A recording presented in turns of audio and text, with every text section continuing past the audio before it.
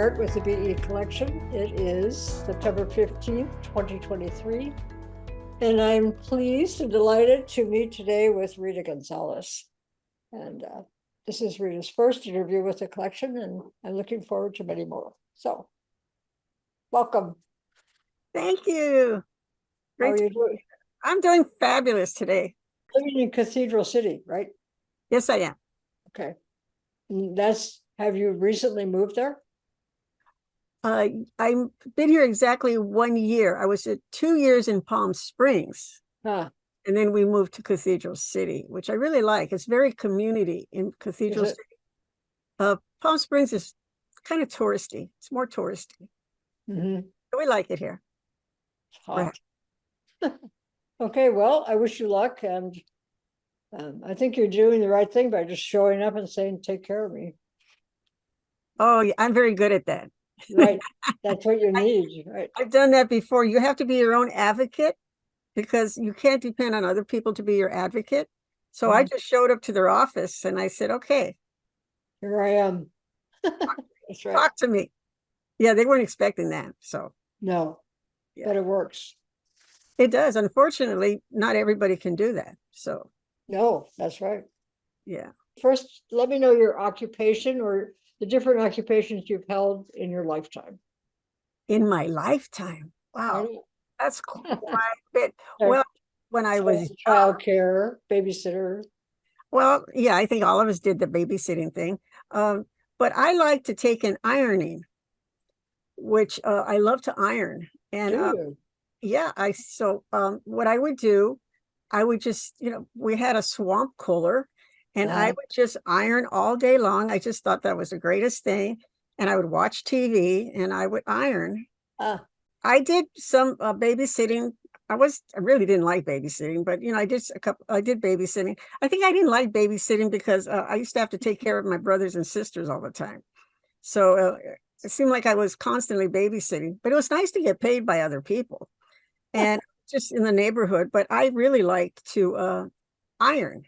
So I would in the summer, I would take in ironing because nobody liked to iron. I know. And I still iron. I love to iron. So we had a swamp cooler. I'd watch TV and I would iron, and it was great. That's what I did. And then later on, we got this big ironing called a mango. I think it was a machine. And my mother had that. Yeah, I really got into that. And then there was an art form. They were awesome. Yeah, I used to iron.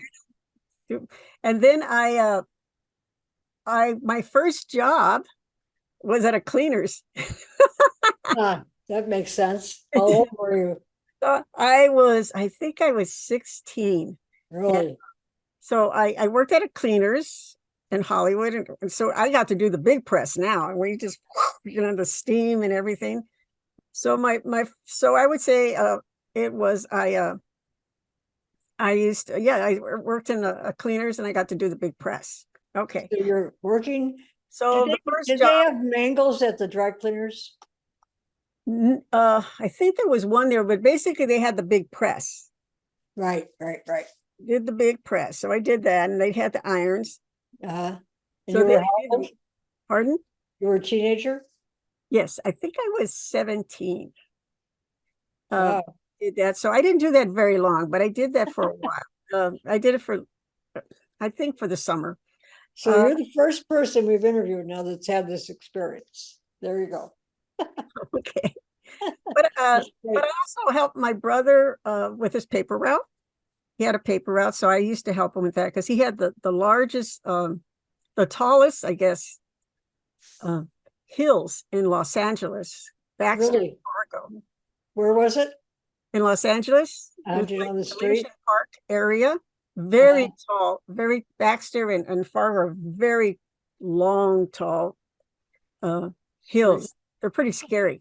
It's like a roller coaster. And you could look online, they're very tall. So I used to help him with his paper route because it was hard for him to do the hills. And my brother and I were very close. One of my brothers and I were very, very close. So I would help him with that. And then after when I did a lot of things as a teenager, but yeah, I used to be on a dance show too, but we're just talking about my jobs right now. So after college, Your careers. not after college, after high school, I went to work at the county of Los Angeles. I was a clerk typist, Mhm. which I hated. I just thought, how did I end up being a clerk typist? But there wasn't that many jobs for women That's right. because when I got the job, I went into the typing pool and the gentlemen, the kids, they're my age, Uh, got to go into designing. So they directly went into a job at a higher pay. So I did that for about a year and I hate being a typist. So I quit and I went back to school for about a year. And then while I was in school, I was working at night at Occidental Insurance, and and that was a really tough job because you're constantly working at night because you're putting in all the files mhm. back into that, and it was very strict. Even if you took a restroom break, you had to write it down. I mean, it was just very structured. And I used to sing a lot, and they encouraged me to sing because they said it sounded like I was happy on the job. So I was always singing and doing that. So I didn't do that very long because it was very stressful. So I decided that I need to like really work at a real job. So because college, I was a theater major, but I needed money. Is what I needed. So it was it was very difficult for my mother because she's trying to raise us, and I'm not So one. where in Los Angeles did you grow up? Um, Los Angeles, I would say, wow, Echo Park, Elysian Okay. Park, and Silver Lake. Now, when Okay. people hear Silver Lake, they always think around the lake. Silver Lake, our Silver Lake was right off the 101 freeway. It's now called Rampart East or something. They named it Right. different. So it was right off the 101 freeway. So I spent a lot of years there, most years there. And you had two brothers. Did you have other siblings? I have a lot of siblings, but we're a blended family. Uh-huh. So Good. I always say that I'm an only child with a lot of brothers and sisters. But Mhm. I was raised with two sisters and two stepbrothers. Any other homosexuals? No, No. just me. But I have another sister and I have another brother Mhm. also that I wasn't raised with. So and then yeah, it was very blended. It's very confusing because everybody knows everybody, and then Mhm. but that's a different topic. I'll just stay with the jobs. You can put it in there. Oh, can I put in there? Okay, Sure. Why not? it's very okay. So I was raised with two stepbrothers, and I have two half sisters, and then my father married four times, so he had a child by the second and third wife. I wasn't close to them. In fact, my brother, I didn't meet him until maybe 20 years ago. Huh. Because after he was born, his mother moved to England. And then he found me on the web coming back here. In the phone book, I think he found me, which was kind of strange because there's a lot of Rita Gonzaleses. So he just went I to bet. the phone book calling Rita Gonzaleses. And his wife said, well, maybe she's married. He says, well, I'll just take a chance. So that's how we met. Huh. And when we met, he came over. It was the first time somebody looked like me. And it's like, wow, Really? he Well, looks that's just like interesting, me. huh? And we were dressed similar. We had Mhm. the similar shirt on. It was just so bizarre. So it was it was interesting. I mean, he's a nice guy. We're Mhm. not close. After that, he moved to Florida. And then I have another sister, which we're not close at all either. And she just moved up to I think Washington. She just sent me a text not too long ago that she moved up to Washington. So I'm happy. Any other ironing people? Pardon? Any other people with a proclivity towards ironing? That I'm like related to? Well, I guess it's more interesting. Um, No, I'm talking about your ironing skills. Did any oh, other? my ironing. In fact, I was ironing this morning. See, I'm going to send my ironing to you. I was ironing this morning. I was I ironing hate to this. iron, I was right? ironing a bunch of things. Sometimes my roommate's ironing. I'll just say, "You want me to iron that for you?" Really, that's amazing. But That's yeah, good. That's good though. but yeah, my father's fourth wife, my father never knew his father. And his father came looking for him when he was around 50 years old. And Huh. he found him. 50. Yeah. And ironically, my name is Gonzales with an S at the end. Everybody else is a Z. Because Mhm. when my grandmother left her my grandfather, she moved from Arizona to here. She changed the Z to an S, that hoping he couldn't find her. So, but my birth certificate does have an S. Everybody else is a Z. But my father met his father, and they had kind of, and he looks just like him. So they started having a relationship. He had 9 other kids. They all live Wow. in Mexico. And then Wow. my father met his youngest brother, Renee, ex-wife, and my father married her. So, and I don't know. It brought her was to, a really expanded family. yeah, and brought her out here. So my aunt is also my stepmother, and she's younger than me too. So it's kind of fun when I see her. I always say, "Hi, mom." You know, Does great she, lady, but great does lady. she like that? She just laughs. She's a great Oh, lady. She good, took really good care of my father. good. Yeah. Even my mother said, "I want to marry her." Do you want to talk about that, Mom? Yeah. She just laughed. They both just laughed. They were, my father and my mother were high school sweethearts. It just didn't work out, but they always remained friends. Mhm. So yeah, so she was friends with, they were very good friends till they both passed. Mhm. Nice. Friendship's very important. Oh, it is. So after, well, after I did the college thing, I went to work for the telephone company, and I started off as a printer, and I did that, and then I was so good at that. There was 8 of us that I was so good. Everybody else got other jobs, and they kept me as the printer because I did more work than anybody. And everybody kept saying, "Don't do really good, because if you do that, they expect more." But I said, "No, no, they're gonna promote me." And everybody else got it but me. So I decided to transfer, and I transferred from downtown to Hollywood. And I became a dispatcher, and a coin dispatcher. I would dispatch the technicians to go out and fix payphones. So I did that. And then after that, I did a bunch of jobs in the phone company inside the office. And I was a 611 operator for about 5 years. That was fun. What was 611? Uh, Telephone repair. Telephone repair. Huh. Yeah. So we weren't really operators, though people Mhm. called us operators. We had a phone. We just answered the phone. We'd say, telephone repair service. How may I help you? So that's what I did. And you get to know your clients very well, because in those days it was just centralized. You just had one prefix, and that's what you took care of. This is before everything else. And we were right next door to the operators. And I used to watch them work, and I thought, wow, I could never do that job because they were really strict. So I did that. And then I wanted, then I became a secretary. And I thought, wow, I really did not want to be a secretary. But here I am again. And then I tried to apply for one of the technical jobs.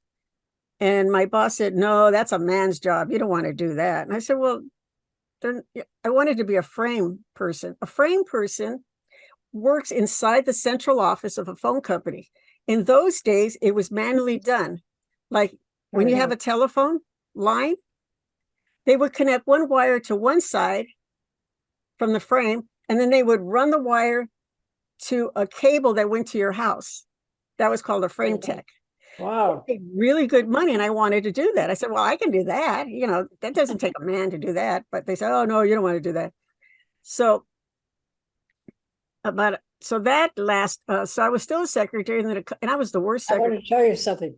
So as you go back and hopefully read some of the other interviews, Uh-huh.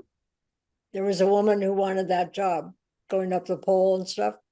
And only men do that, she was told. She said no, she wanted. So they made her wear like a mini skirt and to go up the pole.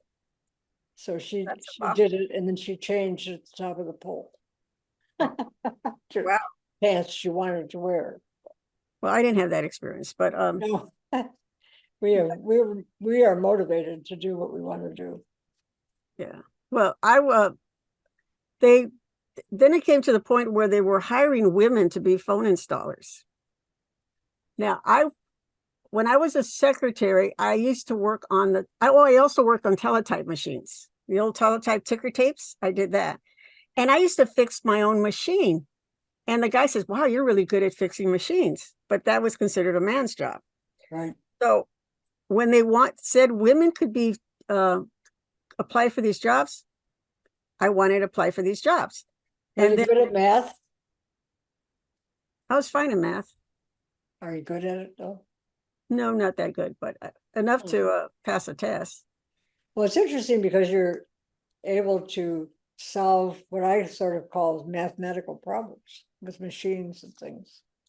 I can solve not so much mathematical, I can solve other problems. I'm very good at solving other problems. So anyway, they were now letting women have these jobs. Mhm. And I passed the test, but my boss said I can't go because he likes me as a secretary. Wow. So I went to the EEOC, and our union reps wouldn't even help me because they said, oh no, that's a man's job. So my own union wasn't helping me.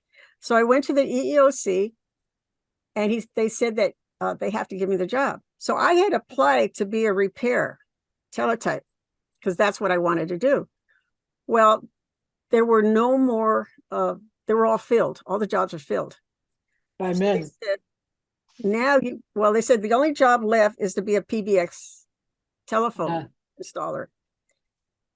So I thought, a PBX, I didn't even know what a PBX telephone installer is. I said, so they said, take it or leave it.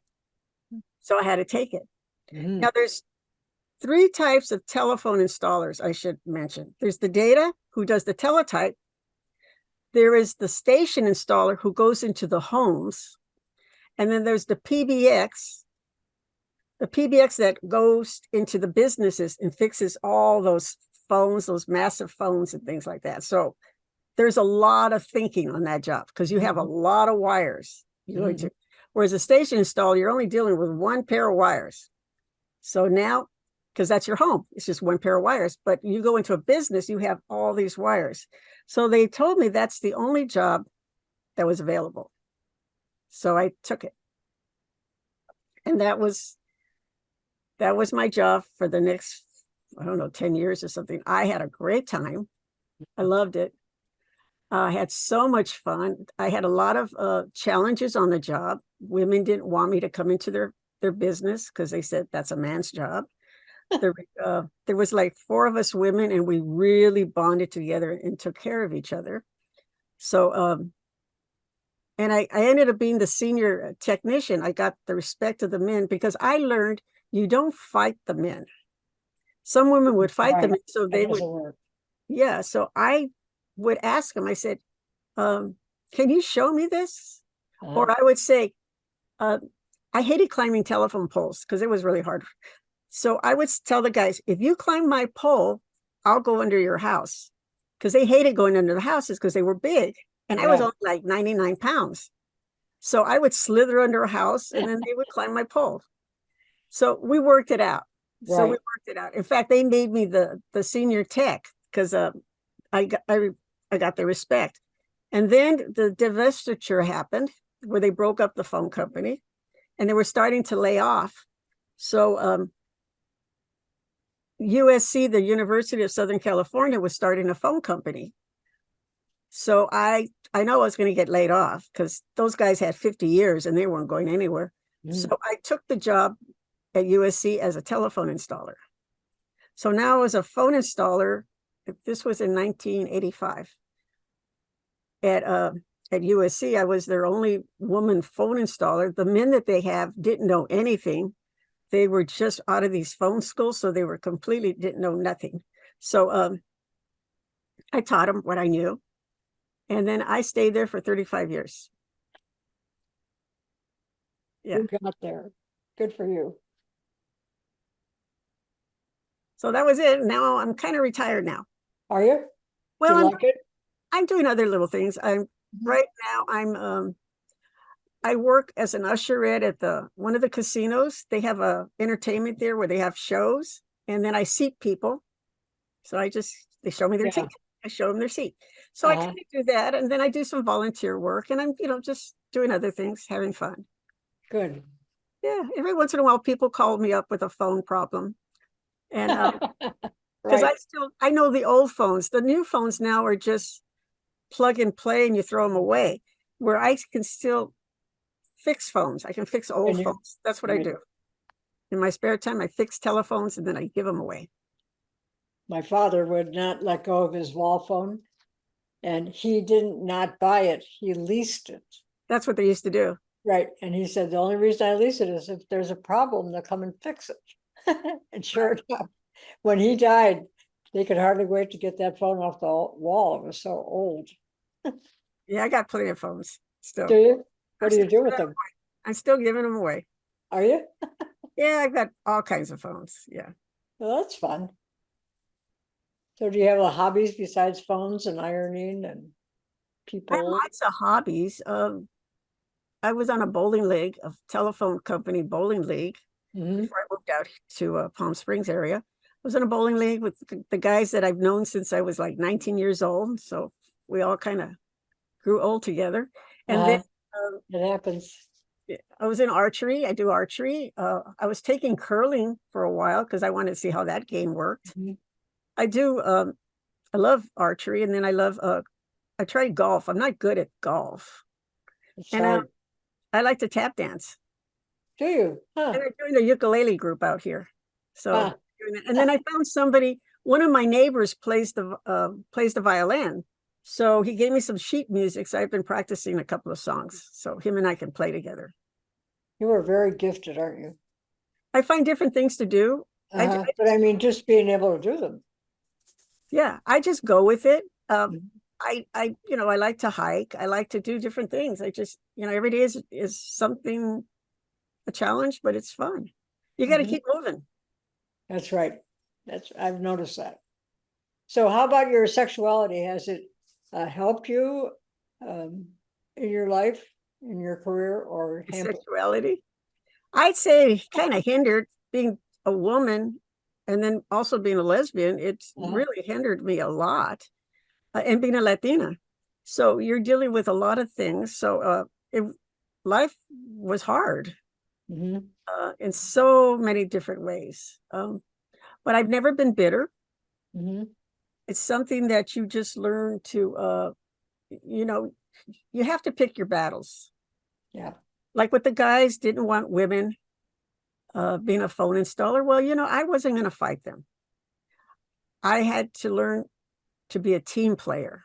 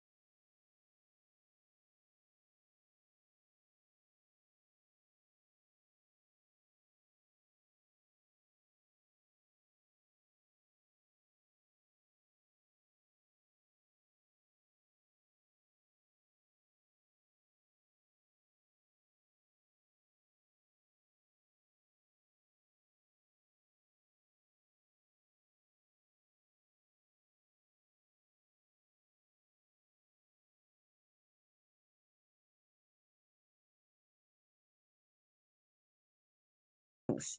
Right. Now you're moving to a city that's actually very small town. When people think Palm Springs, they say, oh, the tourists and all that. It's fine if you're a tourist, but when you actually live somewhere, it changes. They don't have everything that you had at the local store. You know, and now I have to send away for things because they don't have things at the local store that I'm used to getting. Little simple things. So you're dealing with that. So it's like I said, it's I'm adapting. I'm very good at adapting. So yeah, what do I want to do next is I want to be happy. I want the world is very scary right now. I feel like I I did so much to help fight for so many causes, and now it seems like everything's being pulled away again, and I don't want to see that happen. Yes. So I You're feel like not, my you're life. not the first person to mention that. It's a common. Well, I feel like we're stepping back, and this is Right. not my legacy. My legacy, and I'm not saying like a hero legacy. I'm talking about my legacy is, oh, she really Personal. she fought. She really fought for our rights, and you know, we all did. Not just me. There was a lot of us. We sacrificed. We fought for our right. We lost jobs. We lost friends. We lost family, fighting for rights, just to have rights like everybody else. We're not asking for anything in particular. So yeah, my future, I see my future still fighting. I mean, I should be not doing that anymore. I should be laying down with my little cocktail. And your cat. And Conan. Right? And oh yeah, he's around here somewhere. I locked out the dog because the dog also wants to come in here. So it's like, no, stay out there. You're fine. You're fine out there. But yeah, that's what I want. I want, you know, I want to be able to not have to worry about stuff because I don't want any rights taken away. And No, that's right. Yeah. None of this going backwards stuff. But a lot of people are expressing similar thoughts that you are. Well, yeah. I mean, I do a radio show. I do a gay radio show, which I've done for the last 40 years, I think. God, even longer. Yeah. How'd you get involved in that? With the radio, I was part of an organization called Gay and Lesbian Latinos Unidos, GLUE. It's in Los Angeles. And another person, Oscar de la O, and myself went to this, to a dinner. And we ran into this woman, Josie Cotoggio. Now, Josie Cotoggio was part of a gay radio in Southern California called I Am Are You. And it was around for at least 10 years already. And it was well known. It was a live gay show that was on Sunday nights at KPFK. It was on late at night because it helped. A lot of people that were gay were in the closet. We're talking about 1985. So people were still in the closet, but they would listen to this show. So she approached Oscar and myself and she says, you know what? We don't have enough diversity on the show. We need some more voices of diversity. And you're a Latino organization. Would you like a half hour once a month to do a show? And we thought, well, we don't know anything about radio, but she says, so we took it, we had her come to the meeting. She, you know, said, okay. Everybody said it was a great idea. So we started it. You know, they helped us with it. They had one of their people be an engineer. We put the show together and we had like 10 people and it was all exciting. And then by the end of the year, we only had 3 people because, you know, people just leave. So then it was down to 2 people. Really? And then we continued it for like another 9 years. So we were on for 10 years. Eduardo, even Eduardo left and then somebody else came in. So I pretty much stayed with it. And then the station decided to, they didn't like all these different voices at different times. They just wanted one show all the time. So the GLUE people were not too happy. So, well, not the GLUE people, the ones doing the show with me said, oh, then I'm quitting. And I said, no, don't quit because now we have no voice if you all quit. Then there is no Latino voice on IMRU. So I stayed. And I stayed another 25 years. And I did that, IMRU, for a long time. And then there was something that happened at the show that I left. Really? A little thing with some other person. They just said, I don't need this kind of issues in my life. So I left. And then KPFK offered me a podcast, which I do now, called The Out Agenda. So I've been doing The Out Agenda for the last 5 years. And then there's a documentary out right now called Unidad, Gay and Lesbian Latinos Unidos. It's about my organization, GLUE. So it's out right now, this documentary. And in the documentary, they show Radio GLUE. And people go, I remember that show. That helped save my life. Really? Wow, that's fabulous. They go, you're that voice. And I go, yeah, ALLU, Radio GLUE. Bienvenidos and welcome to another edition of Radio GLUE. I'm Rita. How fun. They remembered that. So the One Institute was there, which is a national archive. Right. There was people there said, we need to do an exhibit on Radio GLUE. I said, okay. Why not? I thought that'll be exciting. I don't know what you're going to do, but okay, I'm for it. So last, when was it? I guess it was in last December, 2022, they did an exhibit at the One Institute in West Hollywood. So we all showed up, and even the people that used to be part of the group showed up because, we have their photos, everybody all over the place. So we thought, well, yeah, they were part of it. Yeah, it was a group effort. So we reenacted the show live. Oh, good. That's a good idea. We did that. And one of our guests didn't show because he got stuck in traffic. So I improvised. And they said, how did you do that? Because I'm used to doing that on a live show. When a guest doesn't show, you've got to fill that time. Right. So I learned that because IMRU was a live show, and you learn to fill the time when somebody doesn't show. So I did that, and I thought, wow, that's great. And then everybody would say, we should do Radio GLUE again. So I said, okay, well, I'm still doing The Out Agenda, but I'll be more than happy to do this new show. Well, we got to change the name because now we have people that are non-binary. It's not just gay and lesbian anymore. So I said, okay, so now we've been doing it for the last 5 months. One day a month, we call it now Radio Q GLUE. So we do that once a month. We just had last. What do you talk about? We talk about Latino issues, gay Latino issues, because that's what Radio GLUE did. How are they different? Pardon? How do they differ from other gay issues? We're dealing with also diversity, being a Latino and having to deal with issues that you may not know in a non-Latino environment. Like getting getting AIDS, help for AIDS, HIV, was very difficult to get help. Unless you're in that community, it's really hard to explain to somebody, but there is a lot of racism and classism. It's subtle. It's very subtle. I agree. Excuse me a minute. Remy?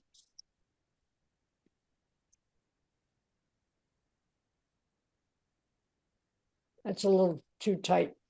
I told her that. She said she can't contact her. Oh, okay. To tell her not to. I said, okay, then you take the call. I have the phone off. Yeah.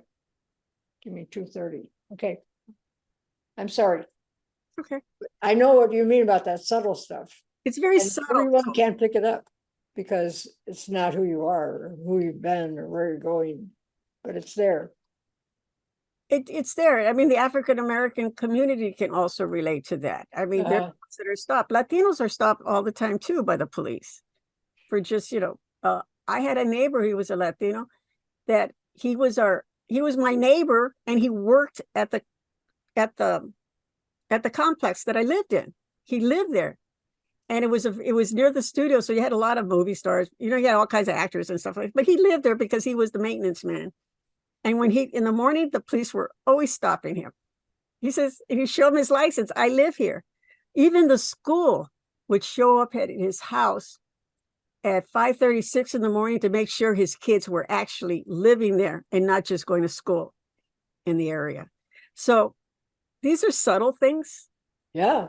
that and that you deal with. I mean, in the days of the beginning with the gay guys in West Hollywood, the Latinos and the African American had to have two identifications to get into a bar.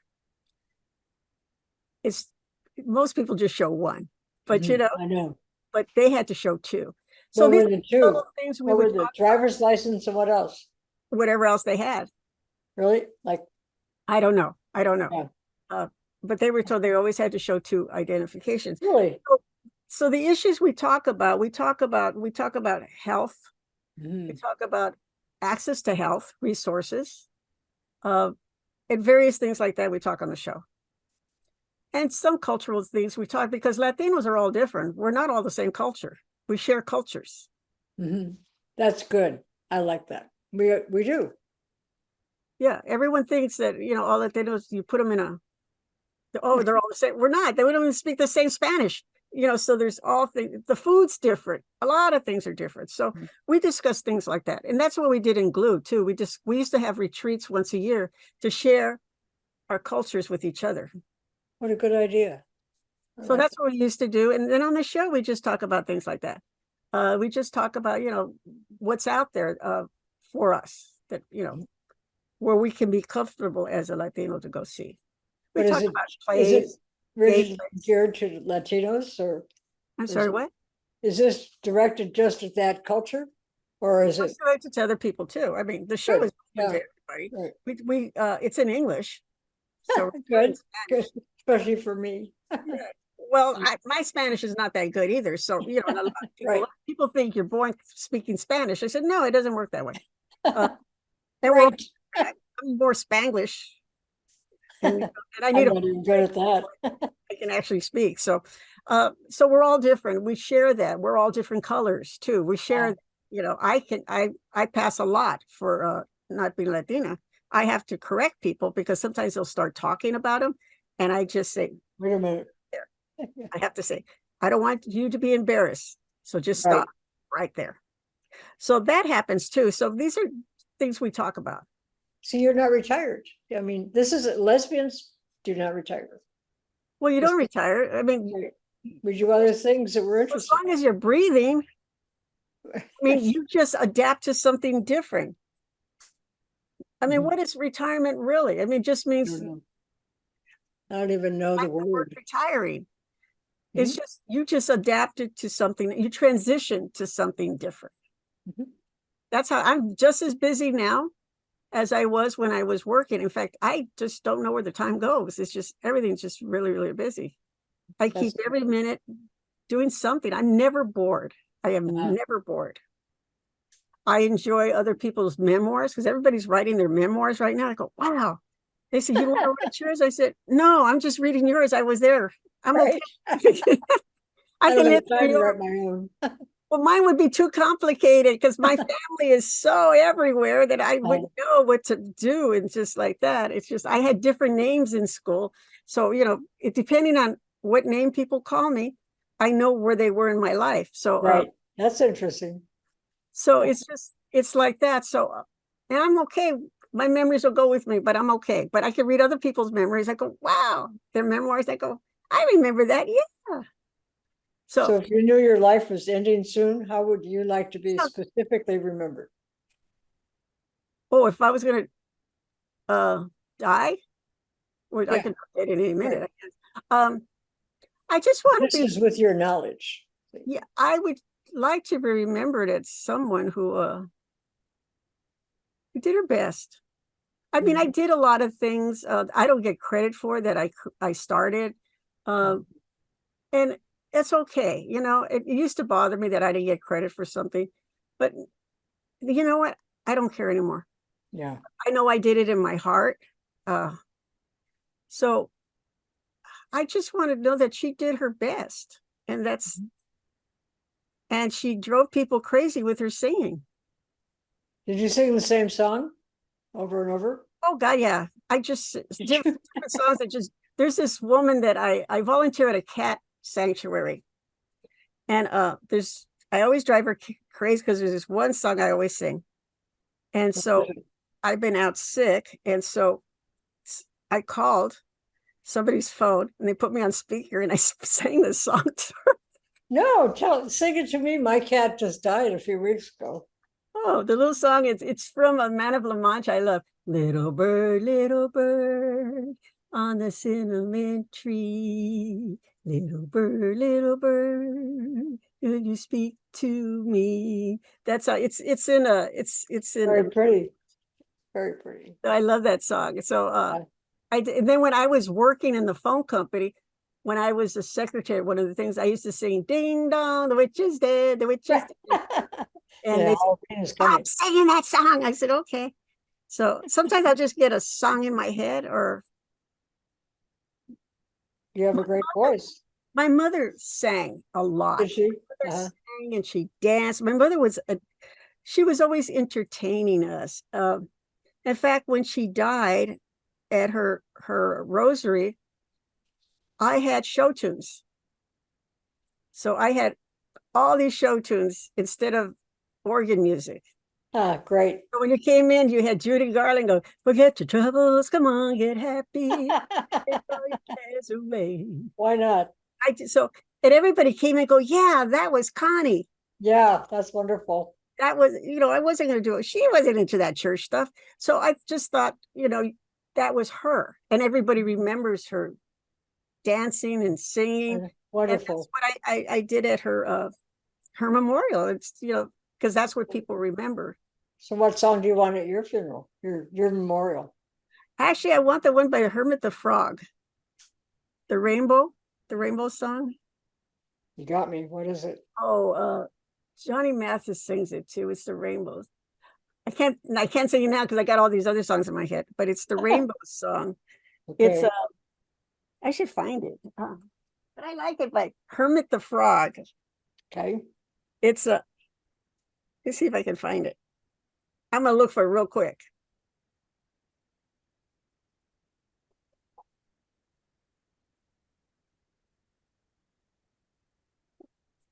Hey Siri, what's the Hermit Frog song, The Rainbow?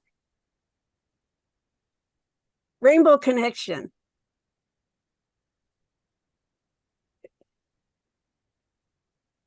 Let's see if it'll play for you and I'll let you know. Okay.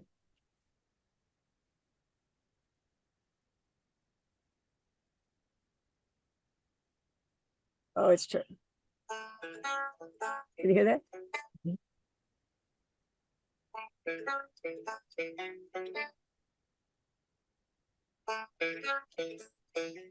Watching the video. It's Hermit. Why are there so many songs about rainbows? And what's on the other side? Rainbows are visions, but only illusions. And rainbows have nothing to hide. It's pretty, huh? So we've been told, and some choose to believe it. I know they're wrong, wait and see. Someday we'll find it, the rainbow connection, the lovers, the dreamers, and me. I love that song. Anyway, that's the song I want because Okay. it's pure, and because I thought of all these songs and I thought, but it's just so pure. It is. You're right. And they banned it, that song, It's different states. That is banned. Oh, It has rainbow in it. oh, So I'm just saying, but that is a song of, it's just pure. it is. And I'm not pure, but I mean, but I just thought, I think my heart tries to be. I think it tries to do the right thing. I mean, I've done things that I'm not as proud of, growing up, but we all did. Mm-hmm. I think, you're trying to find your way. You're young, you do stupid things, but nobody died. I mean, I did things that, kids do, teenagers do and stuff like that. So I just love that song, and I would love to have that. It's just Simplicity. Simplicity. I like that. So thank you for being here. Oh, thank you. All right. Well, thank you so much. Thank you. Have a good evening. You too. Bye.